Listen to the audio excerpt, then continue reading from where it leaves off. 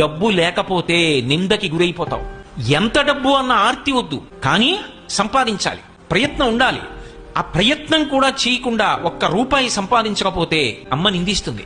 తండ్రి కొడుకుని చూసి సంతోషంగా ఎరా అని ఇలా వెన్నుపాము మీద తట్టడు.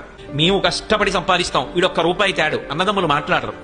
సేవకుడు చెప్పిన పని చేయడు, ఒక్క రూపాయి ఇవ్వలేవు గాని పనులు చెప్తావా అంటాడు. భార్య కూడా ప్రియమార ఆలింగనం చేసుకోదు.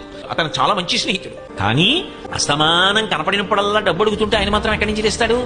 అందుకని ఇట్నుంచి ఈ డబ్బు సంపాదించిన వాడు ఎడుతుంటే అట్నుంచి మంచివాడైన స్నేహితుడు ఇలా వస్తుంటే వీడిని చూసి పని లేకపోయినా ఇటు రావలసిన వాడు అట్టెడిపోతాడు. ఏమాయి బాగున్నావా అని ఇలా చీ కూడా ఎత్తాడు.